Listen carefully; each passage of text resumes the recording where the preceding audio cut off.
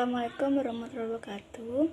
Perkenalkan, nama saya Cindy Aulia, NIM 0601241016, jurusan Ilmu Perpustakaan UIN Sumatera Utara. Di sini saya akan menjelaskan isi yang berjudul Pancasila dalam lintasan sejarah bangsa Indonesia. Pendahuluan. Pancasila sebagai negara, ideologi, dan pandangan hidup bangsa yang digali dan ditetapkan oleh pendiri bangsa merupakan suatu anugerah yang tiada tara dari Tuhan Yang Maha Esa buat bangsa Indonesia. Pancasila merupakan alat pemersatu bangsa. Dengan lahirnya 5 sila tersebut, Pancasila dapat menyatukan masyarakat dengan segala perbedaan yang ada. Kedua, kerajaan. Pertama, Kerajaan Sriwijaya. Pada zaman Sriwijaya telah didirikan Universitas Agama Buddha yang sudah dikenal di Asia. Cita-cita kesejahteraan bersama dalam suatu negara telah tercermin pada Kerajaan Sriwijaya. Sebagai tersebut dalam perkataan, suatu cita-cita negara yang adil dan makmur. Kedua, Kerajaan Majapahit.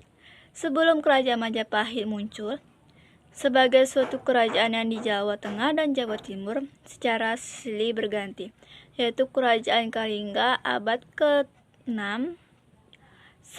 Sanjaya abad ke-8, dan Candi Borobudur, Candi Agama Buddha pada abad ke-9, dan Candi Prambanan atau Candi Agama Hindu pada abad ke-10.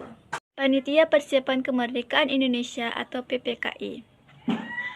1. Syarat-syarat pertama untuk mencapai kemerdekaan adalah menyelesaikan perang yang sekarang dihadapi oleh bangsa Indonesia.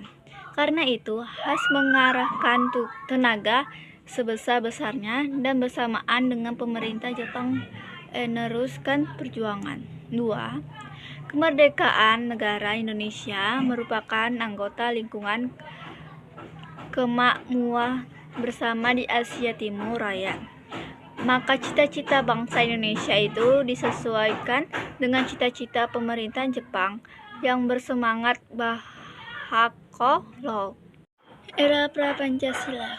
1. Nilai Pancasila dalam perjuangan bangsa menurut sejarah pada kira-kira abad ke-7 sampai 9, bangsa Indonesia telah mendirikan Kerajaan Sriwijaya di Sumatera Selatan. Dan kemudian abad ke-12 sampai 16 didirikan pula Kerajaan Majapahit di Jawa Timur. Menurut Mr. Muhammad Yamin, berdirinya negara kebangsaan Indonesia tidak dapat dipisahkan dengan kerajaan lama yang merupakan warisan nenek moyang bangsa Indonesia. Pertama, zaman Sriwijaya di bawah Wangsa Selander. Kedua, negara kebangsaan tersebut adalah negara kebangsaan lama. Ketiga, negara kebangsaan modern, yaitu negara Indonesia merdeka 17 Agustus 1945. Kedua, kerajaan itu telah merupakan negara berdaulat, bersatu, dan mempunyai wilayah yang meliputi seluruh Nusantara ini. Era kemerdekaan. 1. Indonesia menjelang akhir perjalanan. Adapun penyusunan Undang-Undang 1945 berlangsung pada waktu menjelang akhir Perang Dunia Kedua, dan setelah itu berakhirnya Perang Dunia tersebut bahwa pemerintah Hindia Belanda yang menduduki Indonesia selama beratus-ratus tahun lamanya.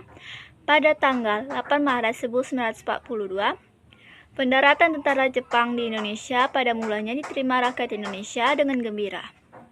Bukan karena turunnya Belanda dan naiknya Jepang, mulai sejak itulah perjuangan pergerakan kemerdekaan di bawah tanah ditingkatkan di samping perjuangan kemerdekaan yang secara terbuka, namun dapat ditutup dengan kata yang menyesuaikan dengan istilah perang. Era Orde Baru.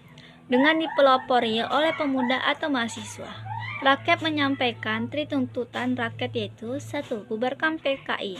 2. Bersihkan kabinet dari unsur-unsur PKI. 3. Turunkan harga-harga atau perbaikan ekonomi.